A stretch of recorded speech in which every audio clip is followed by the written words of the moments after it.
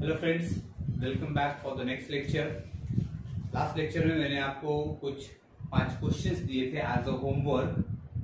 उम्मीद करता हूँ आपसे वो सारे क्वेश्चंस बन गए हो, क्योंकि काफी इजी क्वेश्चंस थे और वो जो क्वेश्चंस थे प्रीवियस ईयर नीट में पूछे हुए क्वेश्चंस थे। लास्ट प्रीवियस ईयर के क्वेश्चंस थे कुछ बिफोर 5 to 10 ईयर्स के गैप में, और उसमें से मैं ये चैप्टर स्टार्ट करूं, कंटिन्यू करूं, नेक्स्ट लेक्चर कंटिन्यू करूं। बिफोर दैट मैं वो डिस्कस करूंगा।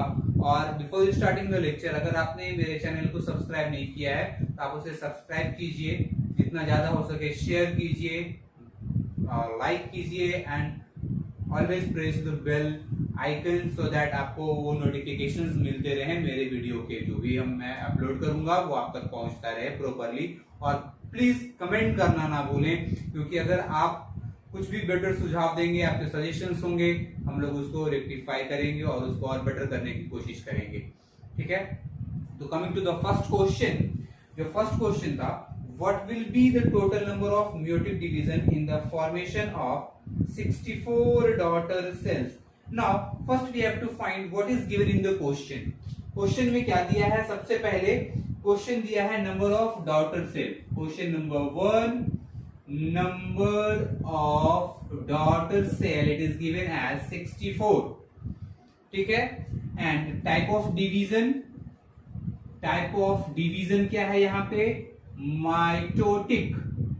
माइटोटिक डिवीजन है, मतलब क्या हुआ कि एक पेरेंट जब डिवाइड करेगा तो वो 2 डॉटर सेल्स देगा। This is what the hint of the question. Question कभी भी आपको हिंट देता है, जब भी उसे आप प्यार से पढ़ेंगे, जितना ज्यादा हो सके उतना ज्यादा प्यार से पढ़िए क्वेश्चन को, वो आपको हिंट प्रोवाइड कर देगा। और अगर आप सही हिंट को पकड़ लिए तो क्वेश्चन आराम से सॉल्व कर लेंगे। माइटोटिक डिवीजन है, मतलब एक सेल 2 सेल बनाएगा। अब देख लेते हैं हमसे पूछ क्या रहा है भाई। अपने से पूछ रहा है number of division. Number of division, कितना डिवीजन लगेगा कि 64 डॉटर सेल्स बन जाएंगे। बहुत आसान है। यहां पे मान लीजिए 1 से 2 हुआ, ठीक है, 2 से कितना होगा, फिर डबल होगा 4, 4 से डबल 8, 8 से डबल 16, फर्दर 32 एंड 64। कितने डिविजन्स हो गए भाई?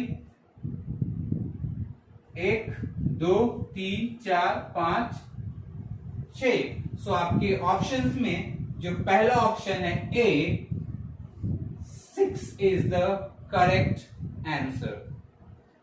अब यहां पे ये नीट का क्वेश्चन है, मतलब 2 चीज आपको ध्यान में रखना है। पहला तो सही करने की कोशिश करना है, नहीं तो आपको छोड़ देना है।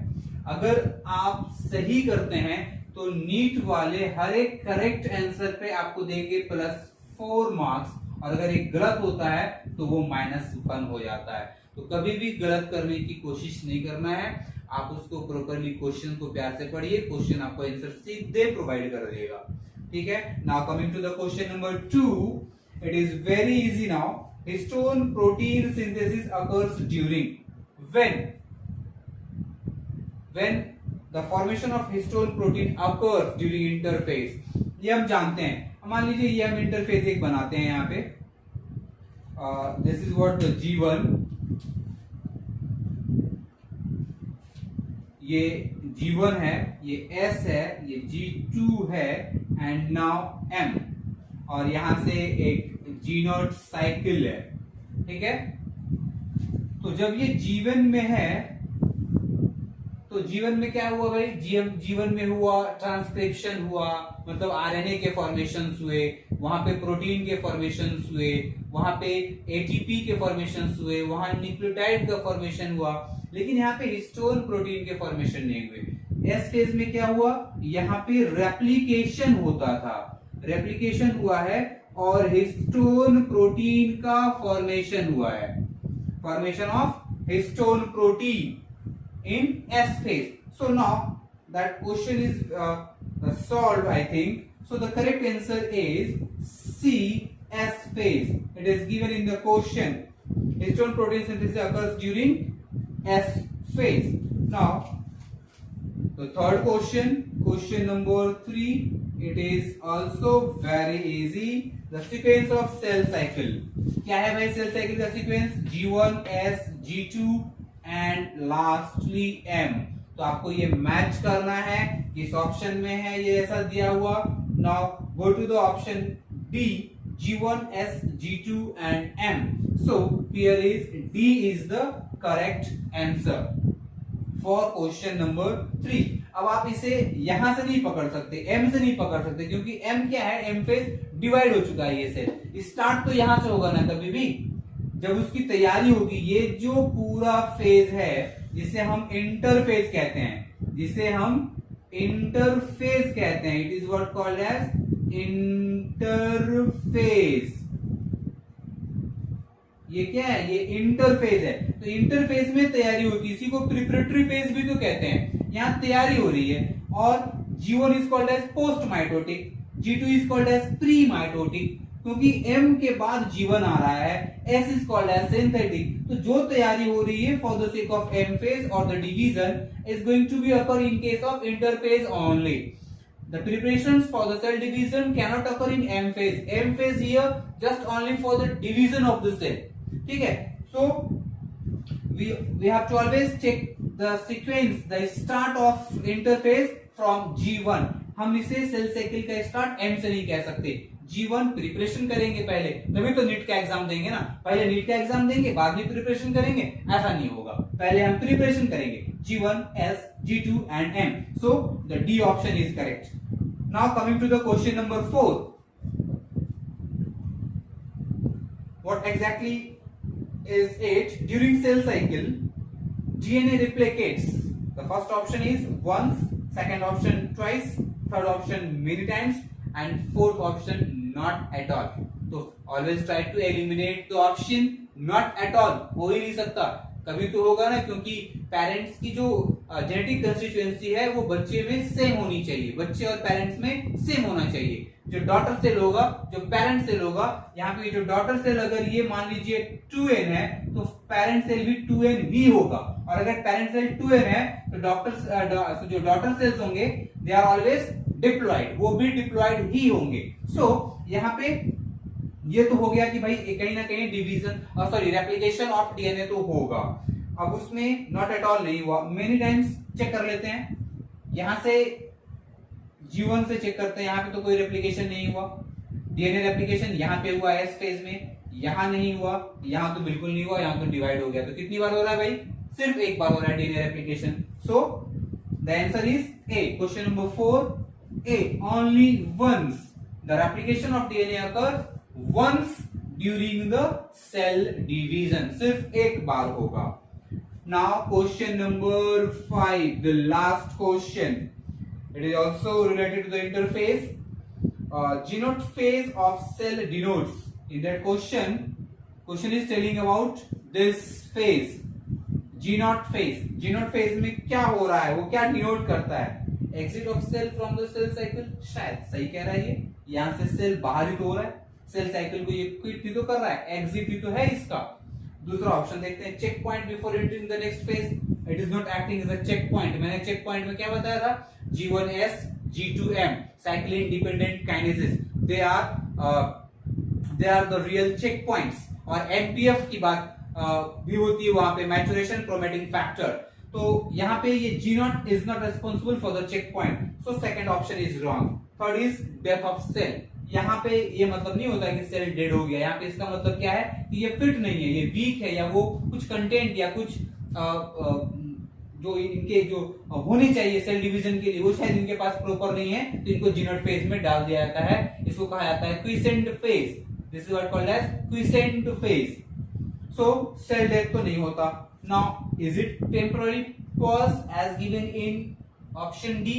No, it is not a kind of pause of cell division, cell cycle। pause तो कुछ भी नहीं हुआ, सब तो चालू ही है। so the best answer is A, exit of cell from cell cycle। cell cycle से cell exit हो चुका है। अब ये तो हमारे क्वेश्चंस हो गए जो हमने आपको एज अ होमवर्क दिया था लास्ट लेक्चर में, ठीक है। और मतलब बच्चे तो अच्छे ही होते हैं, वो सारे क्वेश्चंस कर ही लिए होंगे। और अगर आपने नहीं किया तो मैं आपसे रिक्वेस्ट करूंगा, प्लीज आप क्वेश्चंस को करते रहेंगे, बहुत ही मजा आएगा इसमें। बहुत इंटरेस्टिंग क्वेश्चन मैं आपको दूंगा, फिर आपको मतलब इस चैप्टर से खेलने में मजा आएगा। We means me and you both will play with this chapter. इसको भी लगेगा कि भाई मैं क्यों बन गया, मुझे नहीं बनना चाहिए था, लोग तो हल्के में ले रहे हैं अपने को। ठीक है, तो आज हम लोग क्या पढ़ेंगे? आज हम लोग डिटेल में पढ़ेंगे metaphase, prophase, anaphase, telophase, which are the different phases of mitotic division. Mitosis में 4 फेजेस थे, prophase, metaphase, anaphase and telophase. और मियोसिस में 2 मेन फेजेस थे, मियोसिस 1 एंड मियोसिस 2। मियोसिस 1 में और फर्दर 4 फेजेस थे, क्योंकि ये 1 रिप्रेजेंट कर रहा है, तो प्रोफेज 1, मेटाफेज 1, एनाफेज 1, टेलोफेज 1। और मियोसिस 2 में 2 रिप्रेजेंट कर रहा है, तो prophase 2, metaphase 2, anaphase 2, telophase 2। Okay, अब प्रोफेज 1 में थोड़ा सा ट्विस्ट वहीं पे है, क्योंकि सारी कहानी जो है ना वहीं अटकी हुई है। जो मियोसिस को रिडक्शनल डिवीजन कहते हैं वो सब वहीं पे रुका हुआ है। वो जो पार्ट है meiosis 1 is very important here, क्योंकि मियोसिस 2 तो लाइक माइटोटिक डिवीजन ही है, जैसा मैंने आपको एक्सप्लेन किया था लास्ट लेक्चर में। तो प्रोफेज 1 ऑफ मियोसिस 1 या मियोसिस 1 के प्रोफेज 1 में 5 सब स्टेजेस हैं: leptotene, zygotene, pachytene, diplotene and डाइकिनेसिस। और वो डाइकिनेसिस फिर फर्दर मियोसिस 2 की तरफ माइग्रेट करेगा। ये हमने लास्ट लेक्चर में देख लिया था। तो आज हम स्टार्ट करेंगे माइटोटिक डिवीजन से। तो आज जो हम पढ़ेंगे mitosis. Before starting the real mitosis मैं आपको थोड़ा सा कुछ इंट्रोडक्शन यहाँ पे दे दूं। कुछ साइंटिस्ट ने जो पहले कुछ काम किए हैं मैं उनके बारे में आपको मैं बता दूं जरा, कि यहाँ पे 2 साइंटिस्ट थे, Strasburger and Fleming. Strasburger and Fleming ये 2 साइंटिस्ट थे जिन्होंने सबसे पहले ऑब्जर्व किया था माइटोसिस को in plant cell and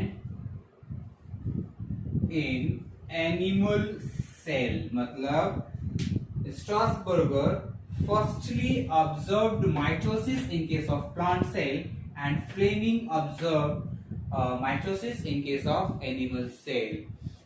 How we can define mitosis? पहले समझते हैं कि माइटोसिस में क्या होगा। पहले मान लीजिए ये एक सेल है और ये सेल डिवाइड करेगा, तो हम जानते हैं कि 2 सेल देगा। अगर ये डिप्लॉयड है तो ये दोनों भी डिप्लॉयड होगा। तो ये क्या है? ये है पेरेंट सेल। तो ये जो दोनों है, these 2 are the daughter cell। ये क्या कहलाएगा? ये कहलाएगा डॉटर सेल। ठीक है, तो मतलब क्या हुआ कि एक सेल जो पेरेंट सेल है वो ब्रेक हो रहा है, वो अपने हर एक कंस्टिट्यूएंट्स को 2 इक्वल हाफ में फॉर्म करके बांट रहा है 2 सेल्स के पास। मतलब this and this both are identical with each other. तो and for these 2 daughter cells that particular parent cell is responsible. When it goes for division, it results into a pair of daughter cell when that particular cell moves with mitotic division. Now that mitosis can also be called as mitotic division. It can be also called as mitotic division, and we also discussed in our last lecture that it can be also called as equational division. It can be also called as equational division. Equational division मतलब देखिए ना, ये भी diploid है, ये दोनों भी diploid है। तो प्रीवियस बिफोर डिवीजन जो है सेम आफ्टर डिवीजन भी है, तो x is equal to Y, तो ये इक्वेशनल डिवीजन है। ठीक है, now how we can define the mitotic division, कैसे हम माइटोटिक डिवीजन को डिफाइन कर सकते हैं? So it can be defined as a process of cell division in which a parent cell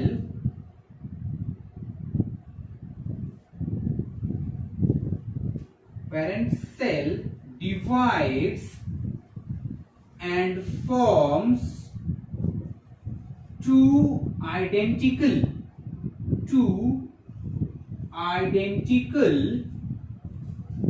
daughter cell,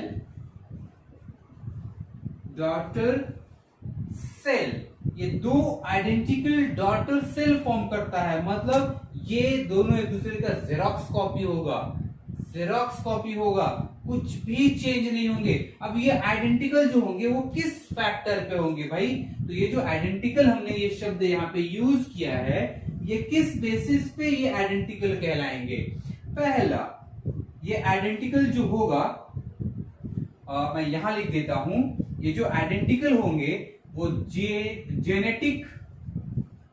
genetic constituent को लेकर, okay, they are identical in structure, they are identical in having cell constituent,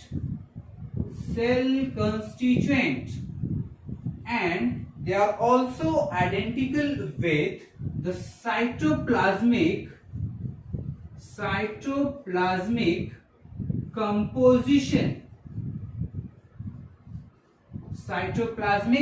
composition. They are also identical with having the types of organic, inorganic, minerals, ions, everything. हर एक substances को लेकर के ये दोनों identical होंगे। इनके पास प्लाज्मा मेम्ब्रेन है तो इनके पास भी प्लाज्मा मेम्ब्रेन होगा, साइटोप्लाज्म है तो इनके पास भी होगा, शेप भी अगर ये क्यूबॉइडल है तो ये भी क्यूबॉइडल होगा, ये मतलब ओवल है तो ये भी ओवल होगा, मतलब हर एक लेवल पे ये दोनों एक दूसरे के आइडेंटिकल होंगे। This mitosis further consists of two main phases.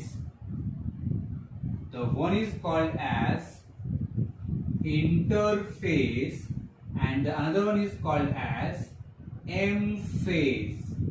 इसको आप माइटोटिक फेज भी कह सकते हैं, which is also called as mitotic phase. And now that particular mitotic phase is having 4 subphases. The one is called as prophase, the metaphase, the anaphase, and lastly is what? The telophase.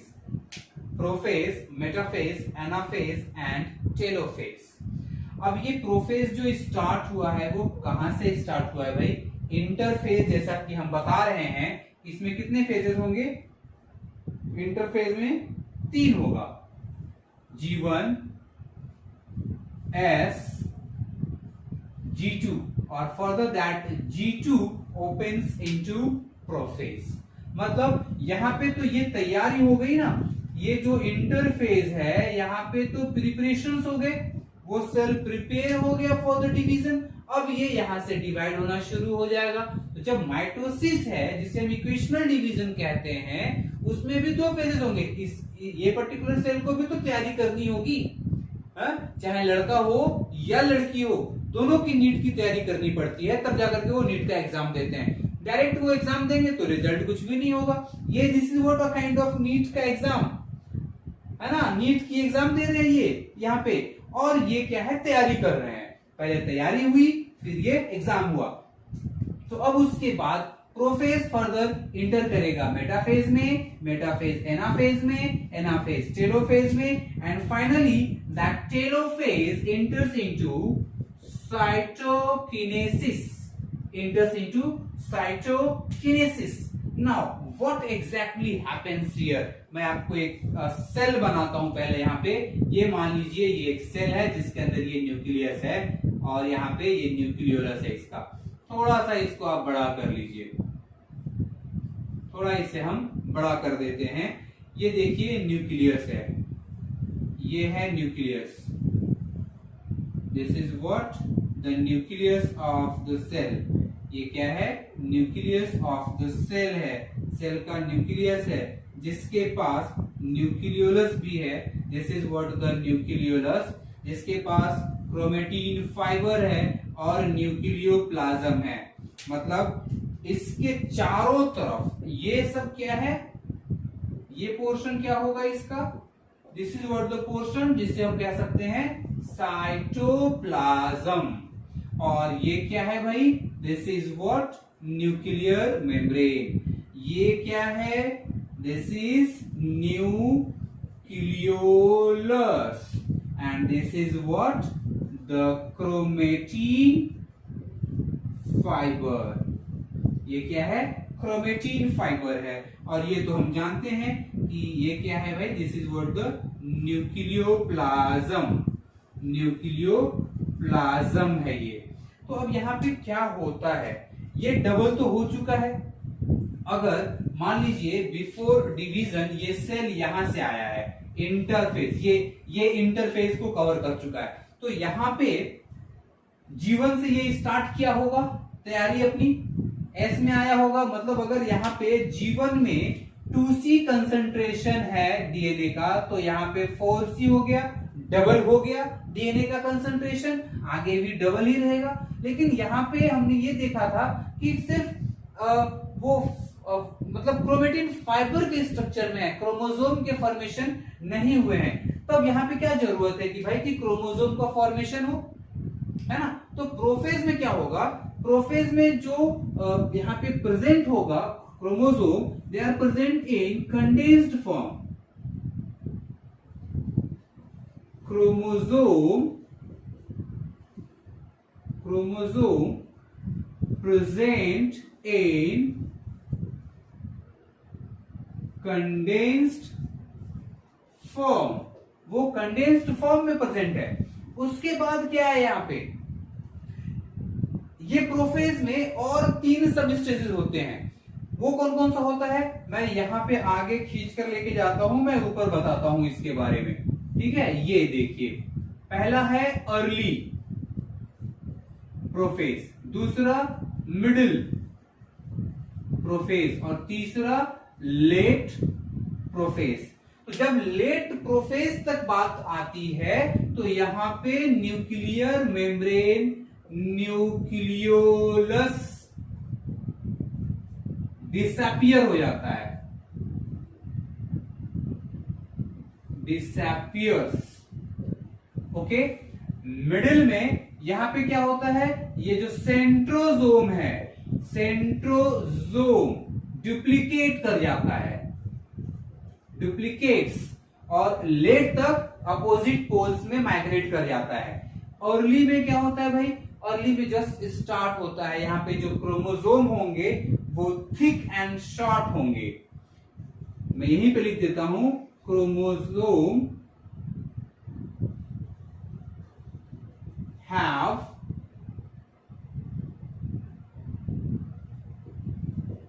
sister chromatids। Sister chromatids बोले तो ये मान लीजिए ये chromosome है, तो ये हो गया सेंट्रोमेयर, यहाँ पे काइनेटोकोर प्रोटीन हो गया, ये हो गया kinetochore protein, and this is what sister chromatid, a pair of sister chromatid present in case of what? Chromosome. This is what the centromere, ये है सेंट्रोमेयर है। तो सेंट्रोमेयर ये स्ट्रक्चर इतना विजिबल नहीं होता है।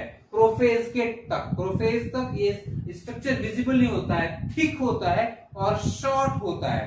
They are thick and short, they are thick and short, they are thick and short. अब ये स्ट्रक्चर धीरे धीरे वो गेन करने लगता है, क्योंकि बेटा फेज में, यहां पे मैंने आपको लास्ट क्लास में बताया था कि बेटा का मतलब होता है मिडिल में, मतलब जो क्रोमोसोम्स होंगे they gets aligned on the metaphase plate.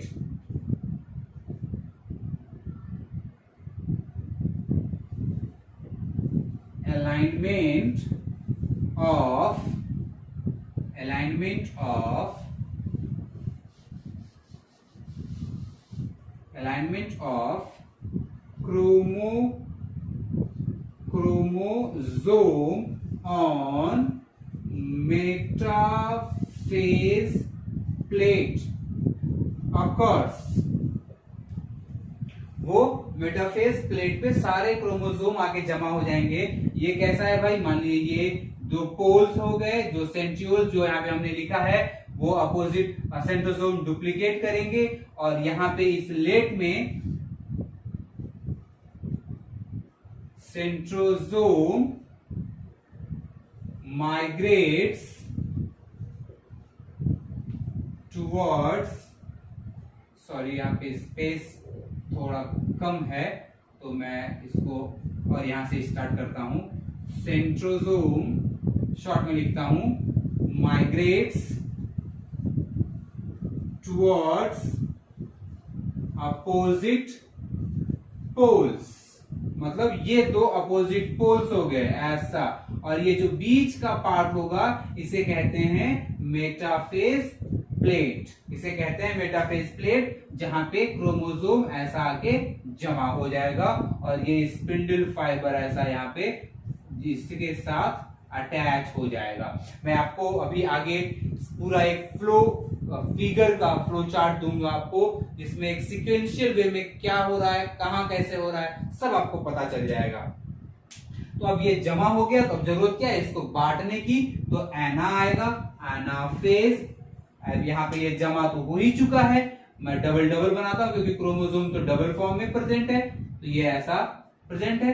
अब क्या होगा भाई एनाफेज में, एनाफेज में जो चीजें घटती है यहाँ पे वो मैं बता देता हूं। एनाफेज में क्या होगा, क्रोमोसोम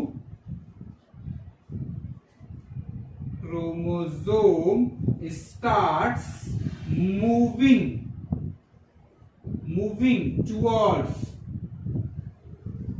towards opposite poles। मतलब क्या हुआ, ये दो पोल्स हैं, क्रोमोसोम यहां आ गए,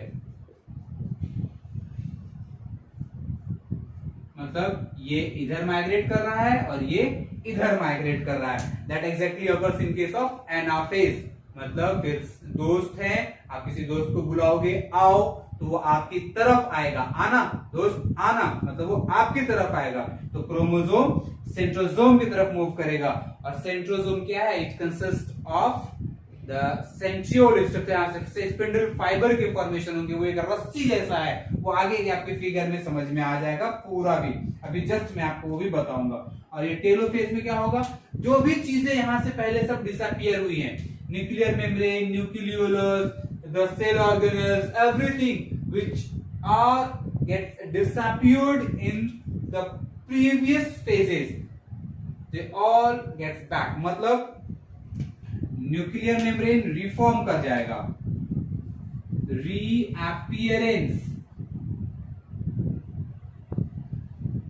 of nuclear membrane, nucleolus and cell organelles सब वापस आ जाएगा, कोई भी बचेगा नहीं।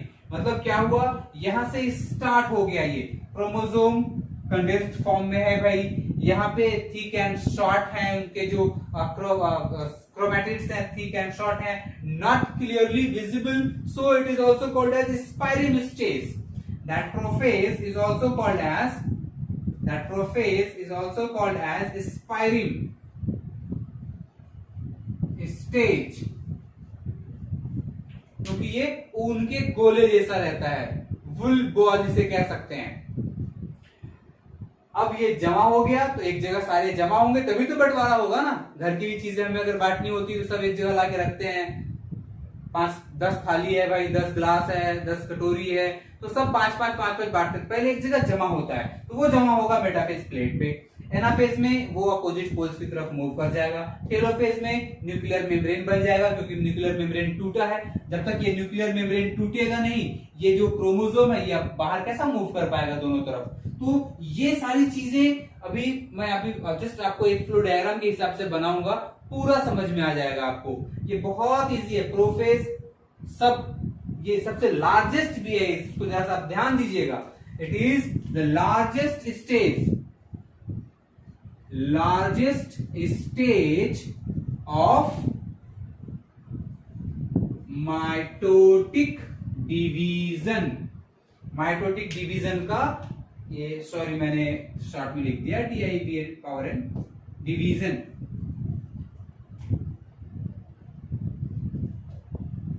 इन चारों फेजेस में से सबसे ज्यादा समय प्रोफेज को लगता है। उसके बाद फिर मेटाफेज आता है, एनाफेज एंड देन टेलोफेज।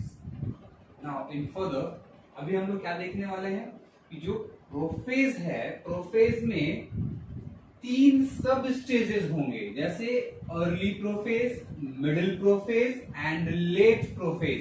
मैं पहले ही फिगर बना दिया ताकि आपको ज्यादा टाइम वेस्ट इसमें नहीं हो फिगर ड्रॉ करने में। और अभी हम लोग डिफरेंसेस देखें। जैसे हम लोगों ने पहले क्या देखा था भाई कि प्रोफेज है, मेटाफेज है, एनाफेज है, टेलोफेज है, न्यूक्लियस के अंदर सारी चीजें हो रही हैं। प्रोफेज में न्यूक्लियस क्रोमोसोम कंडेंस्ड फॉर्म में रहेगा, मेटाफेज में मेटाफेज प्लेट पे जमा होगा और एनाफेज में अपोजिट पोल्स की तरफ जाएगा। टेलोफेज में वो सारी चीजें जो पहले गायब हुई है वो फिर से रीअपियर होगी, जो पहले डिसअपियर हुआ है वो फिर से रीअपियरेंस होगा उसका। तो यहाँ पे थोड़ा सा मैं डेप्थ में दे रहा हूं आपको कि जो प्रोफेज है यहाँ पे 3 स्टेजेस हैं। तो न्यूक्लियस के अंदर जो न्यूक्लियर मेम्ब्रेन है, this is what the nuclear membrane. ये जो स्ट्रक्चर है ये है न्यूक्लियर मेम्ब्रेन, और इसके अंदर ये न्यूक्लियोलस, ये न्यूक्लियोप्लाज्म और ये जो स्ट्रक्चर है थिक फॉर्म में, जो मैंने यहाँ पे आप देख सकते हैं कि जो क्रोमोसोम प्रेजेंट होंगे वो कंडेंस्ड फॉर्म में होंगे, वो थिक होंगे एंड शॉर्ट होंगे। They are thick and short. अब इसके बाद क्या होगा, इस फिगर और इस फिगर में आप डिफरेंस देखिएगा कि यहाँ पे न्यूक्लियोलस दिख रहा है, यहां भी दिख रहा है मिडिल ऑफ प्रोफेज में भी। But in case of late prophase nucleolus गायब हो चुका है और न्यूक्लियर मेम्ब्रेन भी धीरे धीरे गायब हो रहा है। और न्यूक्लियर मेम्ब्रेन गायब क्यों हो रहा है भाई, क्योंकि ये मेटाफेज प्लेट पे आने के बाद एक दूसरे पोल्स की तरफ वो मूव करेगा। तो यहाँ पे क्या कैरेक्टरिस्टिक है, पहली कैरेक्टरिस्टिक कि सेंट्रोसोम प्रेजेंट है अर्ली प्रोफेज में। मिडिल में क्या है कि सेंट्रोसोम डुप्लीकेट हो चुका है, सेंट्रोसोम क्या हुआ है, डिवाइड हो चुका है।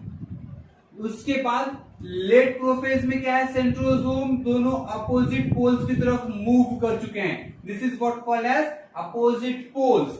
अब सेंट्रोसोम क्या है, सेंट्रोसोम ये वो स्ट्रक्चर है जिसके पास सेंट्रियोल प्रेजेंट होता है। It consist of centriole and further it functions in the formation of spindle fibre. Now what is that fibre, यहाँ पे देखिएगा ये जो स्ट्रक्चर फॉर्म होना शुरू हुआ है ये स्पिंडल फाइबर है, और इस स्ट्रक्चर को बोलते हैं एस्ट्रल रेज, इसे बोलते हैं एस्टर्स और astral rays. These are what the rays, और इस स्ट्रक्चर को बोलेंगे जहां से स्पिंडल फाइबर जस्ट स्टार्ट हुआ है, formation of spindle fibre just start हुआ है, वो हो गया एस्ट्रल रेज। अब आगे लेट प्रोफेज तक क्या हो गया है भाई, सबसे पहली चीज न्यूक्लियर मेम्ब्रेन डिसअपियर हो चुका है, न्यूक्लियोलस डिसअपियर हो चुका है, जो सेंट्रियोल्स बोलिए या सेंट्रोसोम ये दोनों अपोजिट पोल्स की तरफ माइग्रेट कर चुके हैं, और यहाँ पे क्रोमोसोम पेयर्ड में दिखेगा। In late prophase chromosome appears as paired, ठीक है, एक पेयर्ड फॉर्म में वो दिखेगा। अब प्रोफेज के बाद आएगा मेटाफेज। मेटाफेज का मतलब क्या होता है, मैंने आपको बताया है मेटा का मतलब होता है in between, in between. So this is what called as metaphase plate, जो बीच में जो है और जहां पे क्रोमोसोम के अलाइनमेंट हुए हैं, chromosome simply gets aligned into the metaphase plate.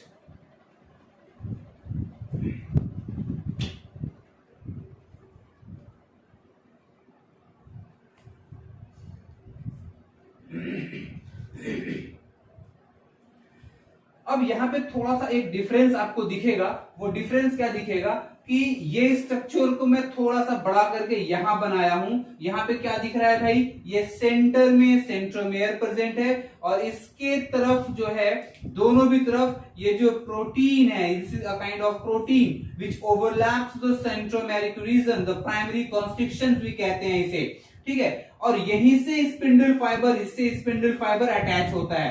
तो this is what spindle fibre. ये क्या है, स्पिंडल फाइबर है जो कि काइनेटोकोर प्रोटीन से अटैच होकर के है, काइनेटोकोर प्रोटीन से अटैच होकर के है। तो सेम पिक्चर यहां पे देखिएगा थोड़ा सा ध्यान से, ये जो दोनों तरफ जहां पे ये स्पिंडल फाइबर ये अटैच हुआ है वो क्या है, काइनेटोकोर प्रोटीन है। और अटैच होने के बाद ये एक दूसरे को ऐसा पुल करेगा इन एनाफेज। क्यों पुल करेगा, क्योंकि पेरेंटल कॉम्बिनेशन जो है जीन्स की सेम कॉम्बिनेशन वो ऑफ स्प्रिंग में भी होनी चाहिए।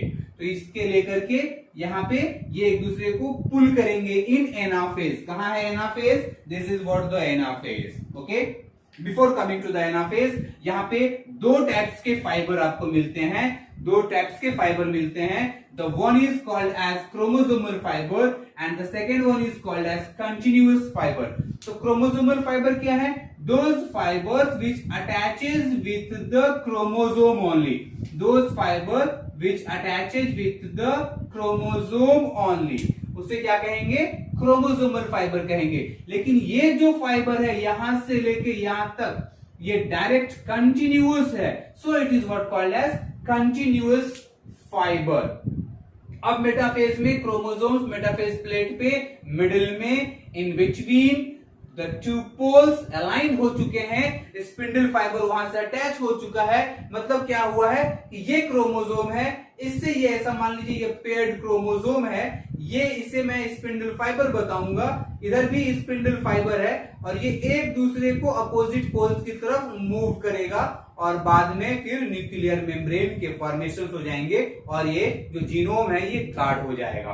तो यहां से थोड़ा सा हम मूव करते हैं एनाफेज की तरफ। एनाफेज में क्या है, ये अब इसे आप न्यूक्लियर मेम्ब्रेन नहीं समझिएगा, this is not the nuclear membrane. क्यों, क्योंकि न्यूक्लियर मेम्ब्रेन पहले ही ब्रेक हो चुका है, डिसअपियर हो चुका है। ये last boundary of the cell है जिसको आप सेल मेम्ब्रेन कह सकते हैं। और यहां पे देखिए ये बीच में स्पिंडल फाइबर ब्रेक होने लगा है। स्पिंडल फाइबर ब्रेक अगर हो रहा है मतलब ये पुल किया जा रहा है। इसका टर्म क्या है, ध्यान दीजिएगा, एना। एना बोले तो आप किसी, आपके पास मान लीजिए कुछ दोस्त आए हुए हैं और आप उनको क्या बोलते हो, आना, इधर आना। आना मतलब वो दोस्त आपकी तरफ आएगा, ना कि आपसे वो दूर जाएगा। तो ये है आना, ये क्रोमोसोम को बुला रहा है अपोजिट पोल्स की तरफ by the help of this रस्सी इज लाइक स्पिंडल फाइबर। ये जो फाइबरस स्ट्रक्चर है जो इससे बाइंड होकर के है इनके सेंट्रोमेयर से, वो काइनेटोकोर प्रोटीन से जो अटैच होकर के है वो ऐसा पुल कर रहा है और ये दोनों अपोजिट पोल्स की तरफ मूव कर रहे हैं। तो यहां पे रुकने के बाद फिर से एक बार मैं पहले आता हूं। प्रोफेज में क्या हुआ भाई, प्रोफेज में कोई भी सेल ऑर्गेनल नहीं दिखेगा। Here I have written not a single cell organelle is visible in prophase stage till the last of prophase stage. वहां पे कुछ भी नहीं दिखेगा, क्रोमोसोम कंडेंस्ड फॉर्म में होगा। उसके बाद न्यूक्लियर मेम्ब्रेन डिसअपियर होगा। न्यूक्लियर मेम्ब्रेन जो होगा वो क्या होगा, डिसअपियर होगा, वो खत्म हो जाएगा, वो गायब हो जाएगा। उसके बाद न्यूक्लियोलस भी, nucleolus and nuclear membrane disappear हो गया, क्रोमोसोम कंडेंस्ड फॉर्म में है, विजिबल नहीं है। It is also called as spireme stage, it is also called as spireme stage.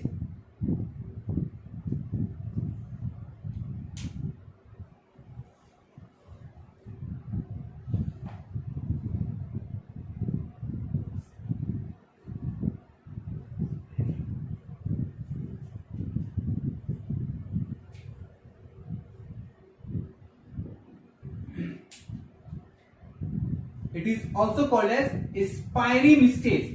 स्पायरीमिस्टेस बोले तो एक आप मम्मी अक्सर लोग आप देखते होंगे घर पे मम्मी लोग स्वेटर बुनती हैं, तो वो जो ऊन होता है, जो वूल है, वूल थ्रेड्स है, उसको वो एक बॉल शेप स्ट्रक्चर देती है। तो सेम वैसा ही स्ट्रक्चर, ये दिखता नहीं है, बॉल शेप होता है। That's why it is that particular process, that particular process is also called as spiremistace। और यहाँ पे सेंट्रियोल, ये तीन चीजें मैंने लिख दिया है due to the lack of space, मैं प्रोनाउंस कर दे रहा हूं। यहाँ पे क्या हो रहा है भाई, ये क्रोमोसोम सॉरी सेंट्रोसोम अपोजिट यहाँ पे डिवाइड किया है और अपोजिट पोल्स की तरफ मूव कर जाएगा। क्यों मूव करेगा, क्योंकि मेटाफेज में इसे बाइंड करना है जो वैसे सारे क्रोमोसोम्स को जो मेटाफेज प्लेट पे अलाइंड होंगे। न्यूक्लियर मेम्ब्रेन ब्रेक हो जाएगा, न्यूक्लियोलस गायब हो जाएगा, ये सारी चीजें प्रोफेज में हो जाएंगी। मेटाफेज में, मेटाफेज प्लेट पे क्रोमोसोम अलाइन हो जाएगा। बहुत सिंपल है, मेटाफेज अलाइन, मेटाफेज प्लेट पे क्रोमोसोम अलाइन कर जाएंगे। और एनाफेज में the chromosome gets pull towards opposite direction, they move towards opposite direction। और यहाँ पे एक पुलिंग फोर्स लगता है जो कि इस डायरेक्शन में, अपोजिट डायरेक्शन में क्रोमोसोम को पुल करता है। ये देखिए यहाँ पे अब this is what the nucleolus, ये दोनों न्यूक्लियोलस हैं। तो टेलोफेज में आते आते वो सारी चीजें रीअपियर हो जाएंगी जो अभी तक डिसअपियर हुआ था। मतलब क्या, ये देखिए यहाँ पे दो ये डिवाइड हो गया था, तो दोनों न्यूक्लियस में ये आ गया यहाँ पे सेंट्रियोल या सेंट्रोसोम जिसे हम कह सकते हैं, ये दोनों सेल के पास आ गया। उसके बाद ये डिसॉल्व हो जाएगा, ये बाहर निकल जाएगा सेल के, क्योंकि अब ये यहाँ पे थोड़ा सा ध्यान से समझिएगा, ये मैं कह रहा हूं कि न्यूक्लियस है, ये क्या है, न्यूक्लियस है। तो न्यूक्लियस के अंदर ये तो रहेगा नहीं, बिल्कुल नहीं रहेगा, ये बिल्कुल भी नहीं रहेगा। एक तरह से कहें तो मैं इससे थोड़ा अभी मिटा देता हूं ताकि आप कंफ्यूज ना हो, बिल्कुल कंफ्यूज होने की जरूरत नहीं है, ठीक है। मैं इसे अभी इरेज कर दे रहा हूं। ये क्या है, ये एक तरह से मान लीजिए कि ये अभी बाहर का सेल है जो ब्रेक हो रहा है। अब इसके अंदर ऐसा न्यूक्लियर मेम्ब्रेन फॉर्म हो जाएगा ऐसा। तो सेंट्रियोल तो बाहर आ गया ना, तो एक सेल के पास एक सेंट्रियोल मिल गया। यहाँ पे ये ऐसा डेवलप कर जाएगा nuclear membrane surrounding the nucleolus. तो ये जो सेल अंदर की तरफ बना है, दो न्यूक्लियस जो अंदर की तरफ बन रहे हैं न्यूक्लियर मेम्ब्रेन के साथ, वो उनके पास इनका जीनोम भी हो गया, उनके पास न्यूक्लियोलस भी हो गया और बाद में ये न्यूक्लियोप्लाज्म बन जाएगा इनके पास, ठीक है। तो अब यहां से वो सारी चीजें रीअपियर होंगी जो पहले डिसअपियर हो चुका था। एंड फर्दर दैट आप ये देख सकते हैं कि ये एक ऐसा सेल है, द सेल मेम्ब्रेन इसको हम कहेंगे। ये देखिए न्यूक्लियस, ये दो न्यूक्लियस हो गया इनके पास। अब ये सेल मेम्ब्रेन अंदर की तरफ माइग्रेट करेंगे। वो क्या करेंगे मैंने आपको बताया नहीं है अभी, वो दो वे में साइटोकिनेसिस होगी, वो नेक्स्ट लेक्चर में मैं डिस्कस करूंगा आपको। दो तरह से, प्लांट के केस में अलग होगा, एनिमल के केस में अलग होगा। Cell furrowing in case of animals और cell plate formation in case of plants. तो ये एक डिप्रेशन फॉर्म करेगा या फिर कहीं से wall like move organic substance यहाँ पे डिपॉजिट हो जाएंगे प्लांट के केस में, तो ये वॉल फॉर्म कर लेगा और ये यहाँ पे मेम्ब्रेन फॉर्म करने के बाद ये देखिए दो सेल बन गए जो दोनों भी डॉटर सेल्स हैं, जिनके पास प्लाज्मा मेम्ब्रेन है, जिनके पास ये व्हाइटिश स्ट्रक्चर जो है ये न्यूक्लियोलस है, ये न्यूक्लियस है, न्यूक्लियस के अंदर न्यूक्लियोलस है। मतलब न्यूक्लियस का जो कंटेंट है वो पूरा प्रॉपर हो गया दोनों के पास, जो पेरेंट के पास भी था। तो ये एक बहुत ही बेटर फ्लो चार्ट है, बिल्कुल घबराने की जरूरत नहीं है, ये एकदम इजी है। फिर से मैं बता देता हूं, सेंट्रोसोम यहां डिवाइड करेगा, ये दोनों अपोजिट पोल्स की तरफ मूव कर गए, तो अपोजिट पोल्स की तरफ कहां पे मूव किए भाई, till the last stage of prophase. कहां हुआ सेंट्रोसोम डिवाइड, कहां हुआ, प्रोफेज में। न्यूक्लियर मेम्ब्रेन डिसअपियर कहां होना शुरू हुआ, प्रोफेज में। लेट प्रोफेज तक आते आते न्यूक्लियर मेम्ब्रेन गायब हो जाता है। न्यूक्लियोलस कहां डिसअपियर हो गया, प्रोफेज में। सब सारी चीजें प्रोफेज में हो रही है, और ये लॉन्गेस्ट फेज है। That particular prophase is the largest phase in comparison to all these 4 phases like metaphase, anaphase and telophase. Prophase सबसे लंबा टाइम लेगा क्योंकि सारी चीजें लगभग यहां पे हो रही हैं। मेटाफेज में क्या हुआ, तो क्रोमोसोम मेटाफेज प्लेट पे अलाइन हो गए, बस मेटाफेज प्लेट पे ये अलाइन हो गए। और बाद में एनाफेज में क्या हुआ भाई, तो एनाफेज में ये क्रोमोसोम को अपोजिट पोल्स की तरफ मूव कर रहे हैं। हम अपोजिट पोल्स किसे कह रहे हैं, ये दोनों जो स्ट्रक्चर है is what called as poles, इसे हम पोल कंसीडर कर रहे हैं। ये अपोजिट पोल्स की तरफ ये पेयर ऑफ क्रोमोसोम है, ये फाइबर इनके साथ मान लीजिए ये स्पिंडल फाइबर है, मेरे हाथ को आप स्पिंडल फाइबर मानिए, ये यहां से ऐसा अटैच हुआ और ये अपोजिट पोल्स की तरफ माइग्रेट कर गया। अब इसको सराउंड कर लिया जाएगा मेम्ब्रेन के साथ, इसके चारों तरफ मेम्ब्रेन बना लिया जाएगा टेलोफेज में। तो ये बहुत ही आसान चीज है, बहुत ही आसान कॉन्सेप्ट है, आप आराम से समझ सकते हैं। मैं आपको साइटोकिनेसिस भी अभी बता दूंगा। नाउ साइटोकिनेसिस, साइटोकिनेसिस ये क्या हुआ भाई, बिफोर दैट हमने क्या देखा अभी, कैरियोकाइनेसिस मतलब karyokinesis is followed by cytokinesis and it is of 2 types. In case of plant cells it is different, in case of animal cell it is different. The first one is called as cell furrowing, and that particular cell furrowing generally occurs in animal cell. Cell furrowing बोले तो flowing field कुछ नहीं, ये मान लीजिए ये एक cell है, ठीक है, 2 न्यूक्लियस यहाँ पे बन चुके हैं क्योंकि कैरियोकाइनेसिस हो गया है। तो जब कैरियोकाइनेसिस हो चुका है तो एक सेल के पास 2 न्यूक्लियस आ जाता है। अब ये क्या होता है, ये दोनों पेरीफेरी से लाइक फ्लोइंग ऑफ फील्ड ये इस डायरेक्शन में बढ़ता जाता है, and finally it results into 2 different cells having a better cell membrane with a nucleus and all, and cytoplasmic content, everything which is present, and it is very similar to the parental cell. This is what called as cell furrowing. ये बंटवारा हो जाता है एक तरफ से, जो कि जनरली एनिमल सेल के केस में प्रेजेंट होगा। Now the second one is what called as cell plate formation. Cell plate formation. Now what is that cell plate formation? This particular structure or formation occurs in plant cell. Plant cell के case में होगा। जो Golgi bodies होते हैं उनके पास vesicles होता है, मतलब vesicles of Golgi bodies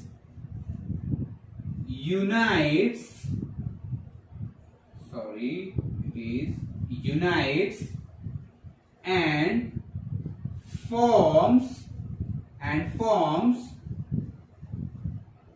phragmoplast, which